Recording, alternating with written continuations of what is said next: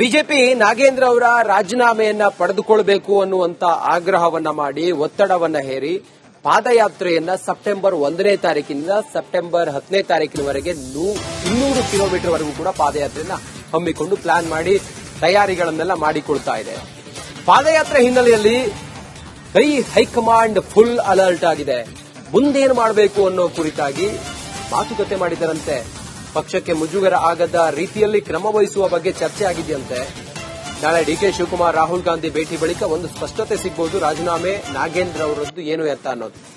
ಪಾದಯಾತ್ರೆ ಮಾಡಿಬಿಟ್ರೆ ಆ ಭಾಗದಲ್ಲಿ ಬಿಜೆಪಿಗೆ ಪ್ಲಸ್ ಆಗುತ್ತೆ.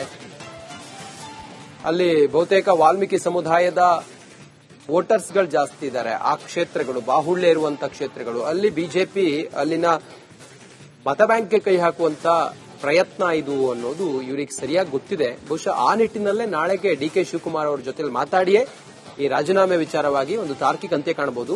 ನಮ್ಮ ಪ್ರತಿನಿಧಿ ಇದ್ದಾರೆ ಸಂಪರ್ಕದಲ್ಲಿ, ಬಸವರಾಜ್.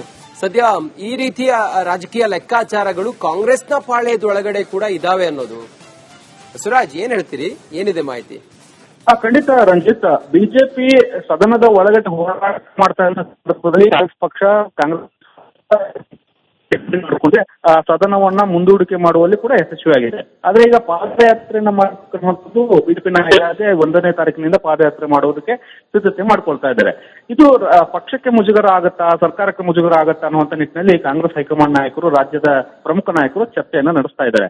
ಒಂದು ವಿಚಾರವನ್ನೇ ಇಟ್ಟುಕೊಂಡು ಬಿಜೆಪಿ ಸಂಪೂರ್ಣವಾಗಿ ಕಾಂಗ್ರೆಸ್ ಪಕ್ಷ ಮತ್ತು ಸರ್ಕಾರದ ಮೇಲೆ ಹೊರಿಸುವಂತ ಕೆಲಸವನ್ನ ಮಾಡ್ತಾ ಇರೋದ್ರಿಂದ ಸಹಜವಾಗಿ ಇದು ಪಕ್ಷಕ್ಕೆ ಡ್ಯಾಮೇಜ್ ಆಗುತ್ತಾ, ಸರ್ಕಾರಕ್ಕೆ ಡ್ಯಾಮೇಜ್ ಆಗುತ್ತಾ ಅನ್ನುವಂಥ ಕಾಂಗ್ರೆಸ್ ಹೈಕಮಾಂಡ್ ಮತ್ತು ರಾಜ್ಯ ನಾಯಕರು ಚರ್ಚೆ ಮಾಡ್ತಾ ಇದ್ದಾರೆ.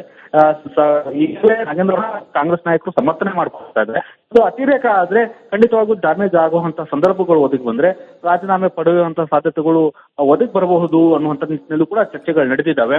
ಅದು ಇನ್ನು 1ನೇ ತಾರೀಕಿನಿಂದ ಪಾದಯಾತ್ರೆ ಇರೋದ್ರಿಂದ ನಾಳೆ ಡಿಕೆ ಶಿವಕುಮಾರ್ ಅವರು ರಾಹುಲ್ ಗಾಂಧಿ ಅವರ ಜೊತೆಗೆ ಚರ್ಚೆ ಮಾಡೋರಿದ್ದಾರೆ. ಆ ಚರ್ಚೆ ವೇಳೆ ಈ ವಿಚಾರವಾಗಿ ಕೂಡ ಚರ್ಚೆ ಬರುತ್ತೆ. ಯಾವ ಮಟ್ಟದ ಡ್ಯಾಮೇಜ್ಗಳಾಗಬಹುದು, ಇದು ಯಾವ ರೀತಿಯಾಗಿ ಇದನ್ನ ಡಿಫೆಂಡ್ ಮಾಡಬೇಕು ಬೇಡವಾ ಅನ್ನುವಂತ ಒಂದು ಚರ್ಚೆ ಮಾಡೋರಿದ್ದಾರೆ.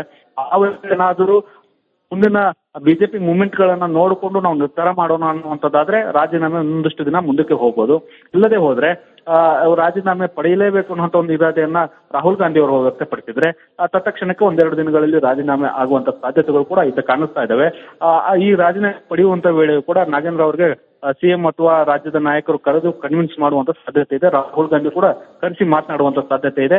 ನೋಡಿ, ನಾವು ನಿಮ್ಗೆ ಪಕ್ಷಕ್ಕೆ ಸಂಘಟನೆಗೋಸ್ಕರ ನಿಮ್ಗೆ ಅವಕಾಶವನ್ನ ಮಾಡಿಕೊಟ್ವಿ, ಆದ್ರೆ ಪಕ್ಷಕ್ಕೆ ಡ್ಯಾಮೇಜ್ ಆಗ್ತಾ ಇದೆ, ಹಾಗಾಗಿ ಅನಿವಾರ್ಯವಾಗಿ ರಾಜೀನಾಮೆ ಪಡಿಬೇಕಾದಂತ ಪರಿಸ್ಥಿತಿ ಒದಗಿ ಬಂದಿದೆ ಅನ್ನುವಂತ ಒಂದು ಕನ್ವಿನ್ಸ್ ಅನ್ನ ಮಾಡಿ ರಾಜೀನಾಮೆ ಪಡೆಯುವಂತ ಸಾಧ್ಯತೆಗಳು ಗೋಚರಿಸ್ತಾ ಇದಾವೆ. ಹೀಗಾಗಿ ನಾಳೆ ಡಿಕೆ ಶಿವಕುಮಾರ್ ಅವರು ರಾಹುಲ್ ಗಾಂಧಿ ಭೇಟಿ ಬಹಳ ಪ್ರಾಮುಖ್ಯತೆಯನ್ನು ಪಡ್ಕೊಳ್ತಿದೆ ಮತ್ತು ಕಾಂಗ್ರೆಸ್ ಹೈಕಮಾಂಡ್ ಮಟ್ಟದಲ್ಲೂ ಕೂಡ ಈ ಬಗ್ಗೆ ರಾಜೀನಾಮೆ ಪಡಿಬೇಕಾ ಬೇಡವಾ ಡಿಪೆಂಡ್ ಮಾಡಬೇಕು ಅನ್ನೋಂಥ ಕೂಡ ರಣತಂತ್ರಗಳನ್ನ ರಚಿಸುವಂತ ಲೆಕ್ಕಾಚಾರಗಳು ನಡೀತಾ ಇದಾವೆ. Ranjit, exactly. Thank you Basavaraj, ನಿಮ್ಮೆಲ್ಲ ಮಾಹಿತಿಗಾಗಿ.